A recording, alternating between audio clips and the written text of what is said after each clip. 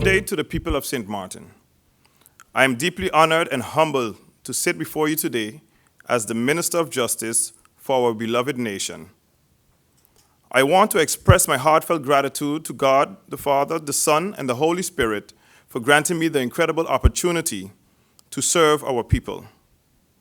As the first St. Martin-born law enforcement officer to hold this esteemed position, I understand the weight and the responsibility placed upon my shoulders. It is a privilege to lead our justice system and work tirelessly to ensure the safety and security for every citizen. My journey to this position has been filled with challenges, but it has also been guided by faith, determination, and deep love for our country. I believe that God has been preparing me for this role, equipping me with the skills, wisdom, and resilience needed to bring about positive change. As candidate number 10 on the now political platform, and now the 10th Minister of Justice, only speaks about completion.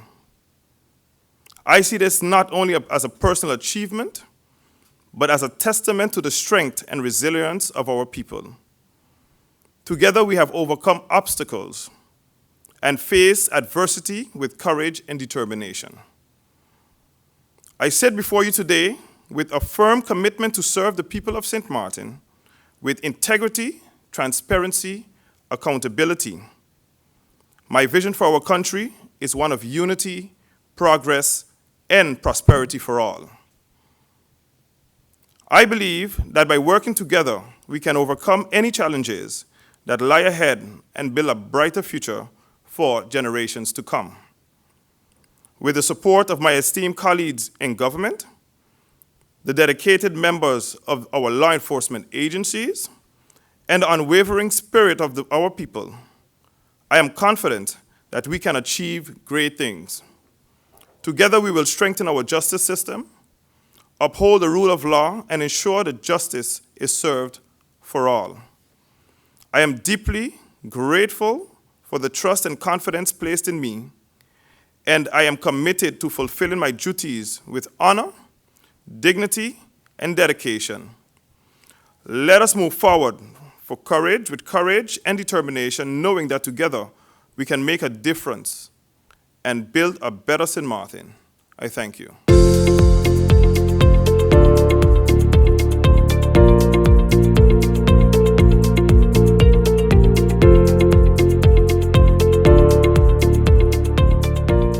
Good day, my fellow St. Martiners.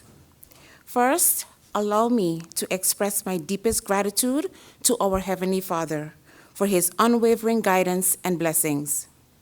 Without his grace, having me stand here before you today as the newly appointed Minister of Finance for the people of St. Martin would not be possible. I humbly accept this opportunity to serve my country, being acutely aware of the gravity of this function. I have fully prepared myself to take on the challenges, responsibility, and accountability inherent to the finance portfolio. I am incredibly grateful to the membership and leader of the Democratic Party, the Honorable Mrs. Sarah Westcott Williams, for placing trust and confidence in me. Your nomination is not just a recognition of my abilities, but also a reflection of our shared commitment to serving our nation with integrity and dedication. I owe a debt of gratitude to the remarkable women who have paved the way for individuals like me. Their strength, resilience, and determination have allowed for this momentous time in our history as I proudly stand before you as the first female Minister of Finance of St. Martin. With this historic milestone comes great responsibility. I am committed to leading by example and to serving as a role model for future generation of women leaders. To those extraordinary women whose shoulders I stand on, I offer my sincerest appreciation. The Ministry of Finance is the engine for not only the existence, but at this juncture, the very survival of the economy of St. Martin. a portfolio on which each and every ministry is dependent, and one which will be constantly subject to heavy scrutiny, not only by the local public, but also by other member countries within the kingdom. I am cognizant of the fact that to be successful in my new role, my ministry needs to enjoy the trust, the buy-in, and cooperation of other colleagues in government, community leaders, and most importantly, each individual citizen of the island. I realize that trust and confidence in me as your Minister of Finance can only be earned through the systematic and relentless tackling of the significant financial challenges facing our people today, such as the rising cost of living, economic inequality, the need for sustainable growth, the preservation and protection of our environment, our history, culture, and everything that makes us unique and stand out as a people, as a country. I assure you that with the assistance of the persons in my ministry and my colleague ministers in government, I will approach these challenges with diligence, transparency, and integrity, with an emphasis on transparency. I am committed to policies that promote fairness and opportunity for all. It is essential that our citizens are well-informed and empowered to participate in the decision-making process. To this end, my ministry will work closely with ministers across government, our partners in the private sector, and most importantly, you, the citizens who are the heart of this nation. However, I would be only fooling myself if I believe that I will be able to execute my role alone. The success of our beautiful St. Martin and its people is dependent on the involvement of our hard-working civil servants across all ministries, as well as the involvement, input, feedback, and watchful eye of you, the people of St. Martin. I need your assistance to keep my finger on the pulse of the economy and the lives of our people. Together, let us join efforts to bring about the changes that will create a more equitable and prosperous existence for each and every citizen of our beautiful, beloved island. I would like to thank all those who had sufficient confidence in me to consider me capable of successfully holding this critical position. I would like to express deepest gratitude to my father, mother, family, and friends for their love and unwavering support. Without them, I could not be here today. As I look towards those family members present, my heart is pained by the one member missing.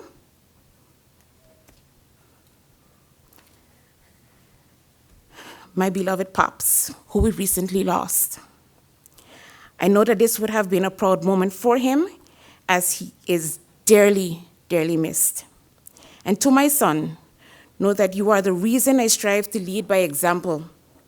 I want you to know that with faith, courage, and determination, you can achieve anything you set your mind to. And to every member of our society, I promise to give my all, to listen to your recommendations regarding what is needed to improve your quality of life and that of your family. I aim to be a strong leader who will govern with integrity, courage, wisdom, empathy, discernment, and compassion. I care deeply about my role in this pivotal ministry. I acknowledge its significance and the impact it has on the people's daily lives and our country's future. To my fellow Council of Ministers, may our united efforts be blessed so that we will be protected, motivated, and energized as we embark on this journey of hope and hard work. And together, may we make great strides towards the continuous advancement of St. Martin, for St. Martin and its people. I thank you, and may God bless the people of St. Martin.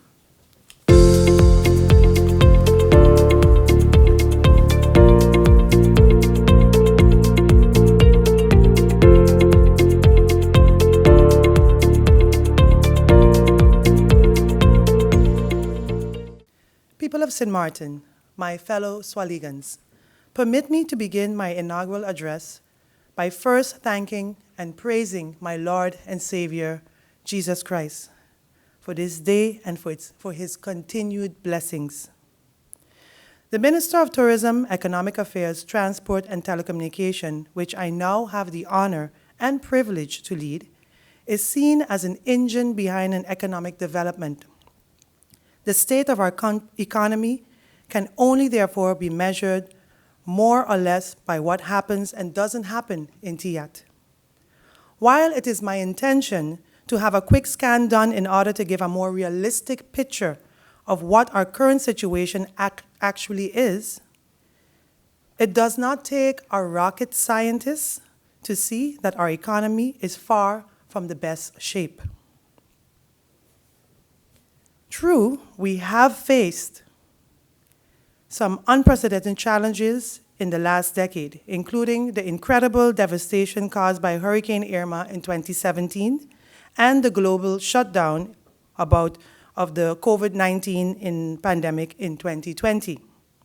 But we can't blame our present predicament on those two events alone. If we start with our Princess Juliana International Airport, we see that it has fallen from being named the best airport in the Caribbean in 2016 to not even being in the top 10 of the best today. True, it suffered massive destructions at the hands of Irma, but how do we explain that what took a couple years to build is taking almost 7 years and counting to repair? The airport is not only the main gateway to our island, it is the heart of our economic activity. There may be days when we do not have cruise calls, but can we stop and imagine a day without planes landing at our airport? That would be like a whole island, our entire island, suffering from a cardiac arrest. That is how important Princess Juliana International Airport is to our economy. 7 years waiting to finally get back on its feet is way too long. In that period, it has lost its hub function, as developments in Anguilla, Dominica, and the BVI and elsewhere demonstrate. These islands once considered PGIA their own international airport as well. However, it is unreasonable to expect them to wait until we get our act together. Time waits for no one, and they have moved on, unfortunately. Time is a major economic factor which one cannot buy. It is time for us to realize that simple truth and do whatever is necessary to restore our airport back to its glory days. Similarly, I'm sure you'll still remember when we used to brag about our harbor. We apparently lost those bragging rights as well. Gone are the days, however, when St. Martin Harbor used to be the first to welcome the newest cruise ships to the region. We have seen not long ago how the largest cruise ship in the world made its maiden voyage first to St. Kitts before it called to St. Martin 2 weeks later. We are losing ground in the cruise sector also, and it is time to regain our prime position in that field as well. Do I need to remind you of how Telem has fallen to the point of having layoff employees? Who has not felt the heat of GEBE crisis, from the astronomical bills to the constant load shedding and even blackouts? Or shall I talk about the prohibitive gasoline prices at the pumps? In this atmosphere, inflation has blasted off like a rocket into space. Gone are the days when you spent $100 in a supermarket and needed help to carry your shopping bags into your car. Today, that same 100 of groceries will hardly fill one bag. This is how the ordinary man and women is experiencing our economy today. This is how tough times has become for everyone, resulting in social ills like growing youth employment and increasing number of people, men and women as well, begging. I'm not trying to paint a picture of doom and gloom here. This is unfortunately the situation on the ground. We cannot bury our heads in the sand and pretend that all is well with us. It is time to tell ourselves the bitter truth, for indeed, it is the only truth that shall set us free. I know there'll be those who will say that I'm exaggerating and that a lot has been done in the past years, or that perhaps I'm seeing the glass half empty instead of half full. But what I am saying is what the majority of the people of St. Martin are living. It is what I hear. It is what I see and often experience myself on a daily basis. Let us not continue to deceive ourselves. We are sinking in debt, and yet we keep criticizing those who are singing the mighty Gabby song, Captain, the Ship is Sinking. May I remind us that one of the main reasons we abandoned the Netherlands Antilles in 2010 was because it was sinking in debt. Ladies and gentlemen, the election is over. The results are in. The time for politicking is over. It is now time to govern. Time to do the people's business and deliver on our campaign promises. As I assume this office today, I do not feel a time for a honeymoon period. There will be no honeymooning for me at all. I will hit the ground working, and I have already begun consultation with many stakeholders prior to taking office. And I can assure you that as a policy, constant consultation will be my motto. I am the 12th minister of TIAT. That's the most ministers in a ministry. That's an average of 1 minister of TIAT every year. Talk about stability. No wonder the economy is in the state that it is. But let me state this clearly. I have the utmost respect for my predecessors, and I can promise you that I will not be reinventing the wheel. I will practice continuity where the initiatives and plans are in place and respond to the needs and aspirations of the people of St. Martin. The main question I will ask myself before taking any decision is it in the overall interest of the people of St. Martin? Because that is what I took an oath today to promote and defend. To do this, however, we need to establish a collective vision of where we want to go. I intend to dust off the tourism master plan and update and upgrade it and adapt it to present-day situations to see how it aligns with the national development vision. We have been losing market share and are being overtaken by others in a very, very competitive industry, which we dominated not long ago. But if we did it before, I am convinced we can do it again. I will work closely with all stakeholders, SHTA, the labor unions, Chamber of Commerce, and many more, and reestablish a vibrant public-private partnership that was a key engine for our economic development in the past.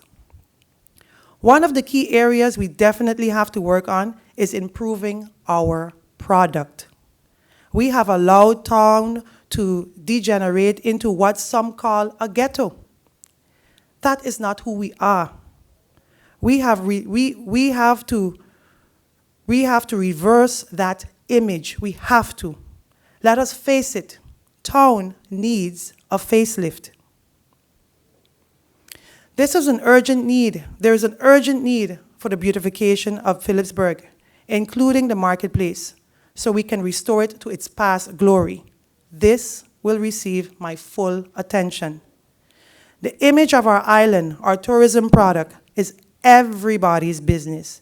It is also true, and as often said, that what happens on one side of the island affects the other side as well. The late, great patriot Felix Choisy put in a more poetic language when he said, "The gale does not stop at the frontier." However, I get the feeling that we have been drifting away from that unity, which is the foundation upon which this whole island was built. We have to return to the ancestral spirit of oneness. And in that regard, I agree that actions speak louder than words. Therefore, I will be actively promoting close collaboration with the collectivité, and in particularly with my counterpart in Marigot. St. Martin, despite its administrative division, is still and will always be one destination.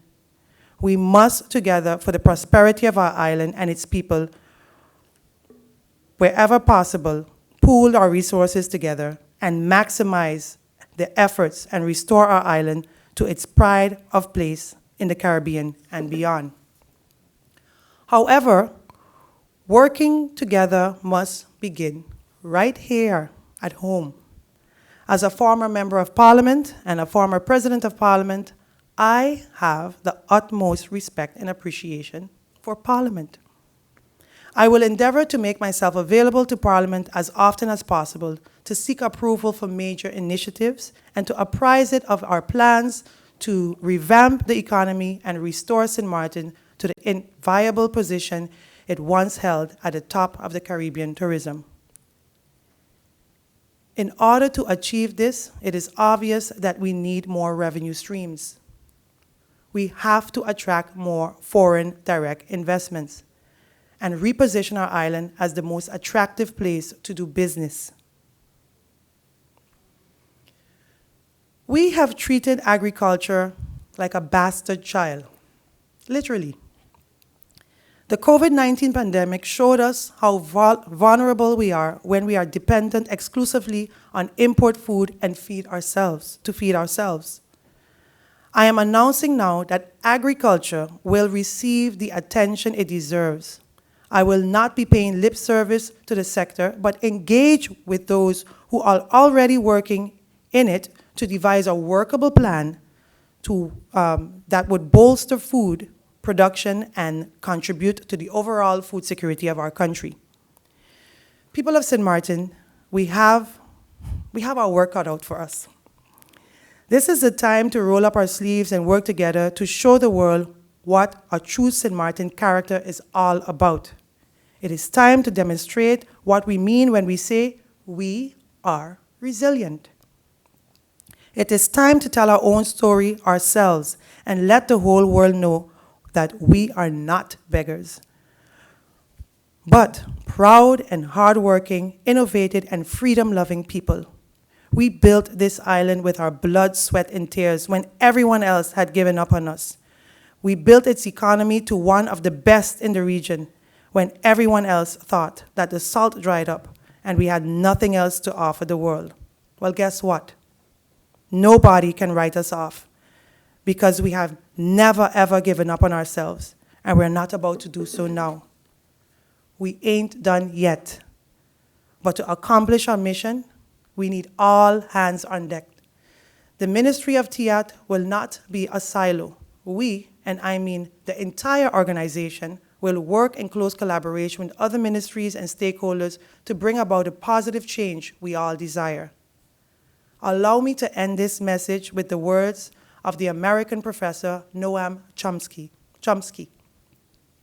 If you assume that there is no hope, you guarantee that there will be no hope.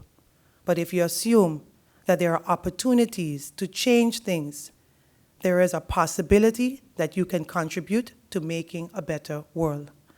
Let us come together and contribute to making St. Martin a better place for all, because only together we can. I thank you, St. Martin, and may God bless our country. Thank you.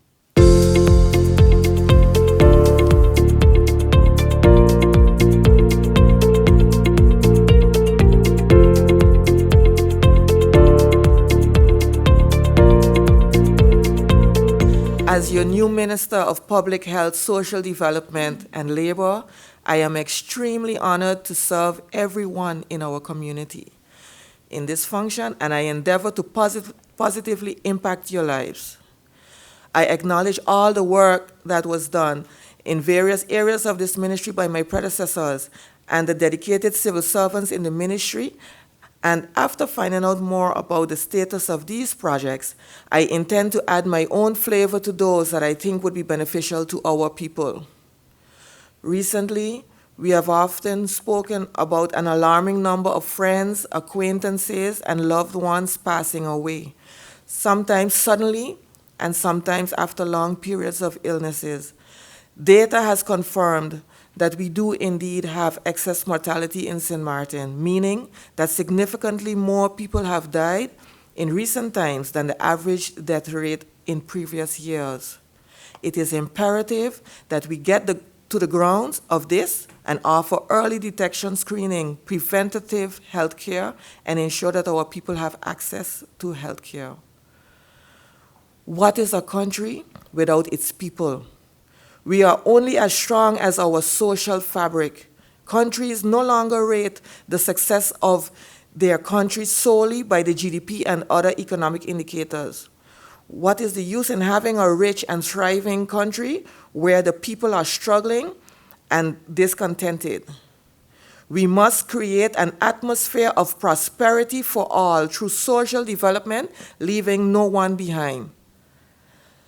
The most recent National Labor Force Survey indicated a very low unemployment rate in the country. This underscores the fact that our country is resilient.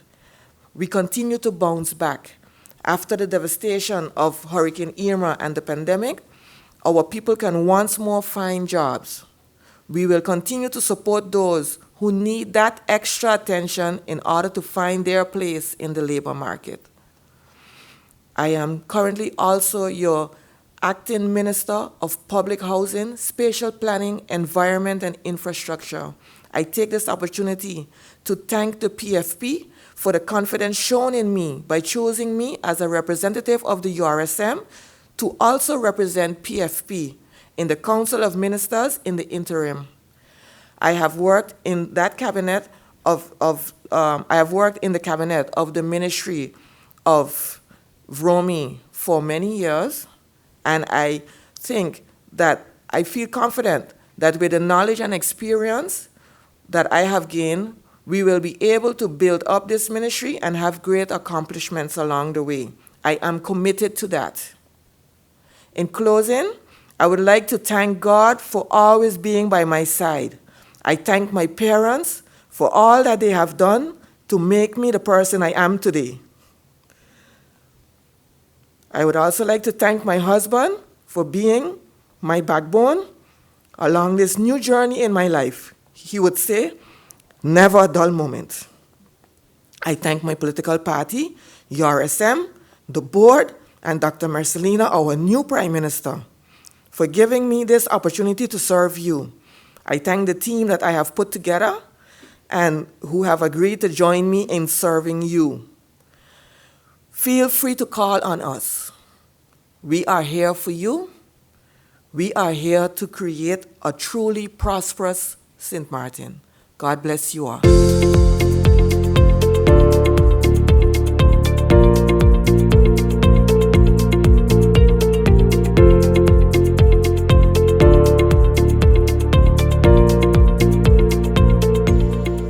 Ladies and gentlemen, often misunderstood, the role of the Minister Plenipotentiary is a complex one. Both a minister abroad and a diplomat, the Minister Plenipotentiary represents the Prime Minister in the Kingdom Council of Ministers and ensures that the interests of St. Martin are preserved. Today, I am humbled by the trust put in me and ready to serve. Having worked in foreign affairs for the past 10.5 years, I have seen firsthand the value of partnerships to achieve and secure our country's goals. Paramount in these partnerships is the one we have with our kingdom partners. While the past 14 years have at times been challenging, the lessons learned offers perspective for increased growth, cooperation, and collaboration on the basis of mutual respect, accountability, and shared interests. Secondly, strengthening our relationship with the international community to tackle global issues such as climate change, food and energy security, among others, is critical to achieve our desired goals and development for the people we have been called to serve. As Minister Plenipotentiary, the relationship with the French government in Paris, to build upon our relationship with our brothers and sisters to the north, is an integral part of my agenda. Finally, and most importantly, I wish to speak to you directly, the St. Martin diaspora, and especially the students in the Netherlands, as well as the wider European continent. As we continue to build our country, your expertise, your assistance, and most importantly, your talents are necessary to construct a sustainable, thriving, and prosperous St. Martin for all, wherein merit is recognized and excellence, innovation, and integrity are promoted. In this regard, the St. Martin House in The Hague is your home. To the parents in particular, rest assured your children are in good, caring, and dedicated hands. Together with my deputy, please know that we are here for you, we are here for them. Earlier today, I took the oath before the governor to uphold the honor of this office and my mandate as Minister Plenipotentiary.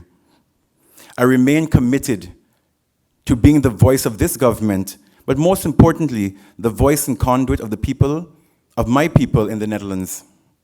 I look forward to engaging with members of the Dutch government, Aruba and Curaçao, civil society, and other stakeholders to help shape the future of our country with the mandate and support of my colleague ministers. Together, let's work towards a St. Martin for all. In conclusion, allow me to give a special thanks to my parents, my siblings, my family, both here and those who have transcended, and my friends, for your unwavering support over these 34 years of life. To those that gave me their support on January 11th, and even those that didn't, the lessons learned both in victory and defeat are immeasurable and formative. Thank you to my party, Party for Progress, for entrusting me with this role in our first mandate. Now the work begins. Thank you all, and God bless our St. Martin.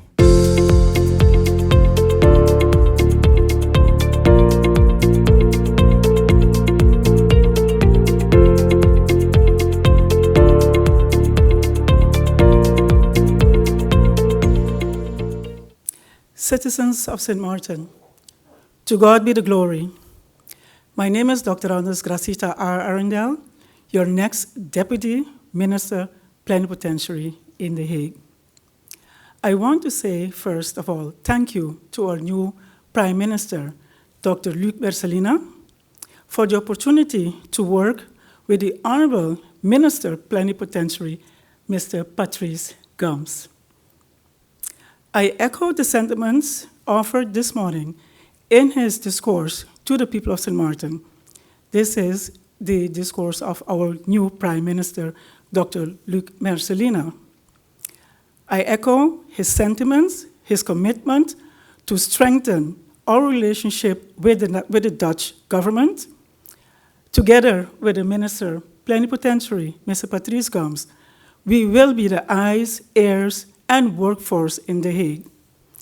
And as Mr. Gums stated, we will reconnect with our students and people of St. Martin in The Hague and wherever necessary, being the representative of our Council of Ministers in St. Martin, but in The Hague.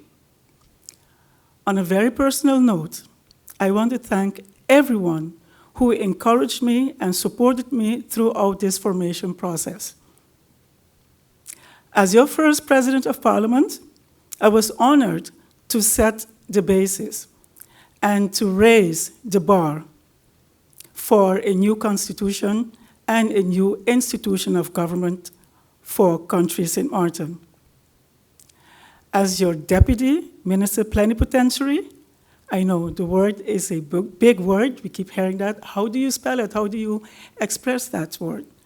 Deputy Minister Plenipotentiary, a mouthful. However, my heart is fuller, my shoulders are broader, my commitment to serve You, the people of St. Martin, with dignity, honor, and accountability, remains unshakable, as is my faith in God. So I want to thank everyone again for this opportunity. God bless St. Martin, and God bless the people of St. Martin.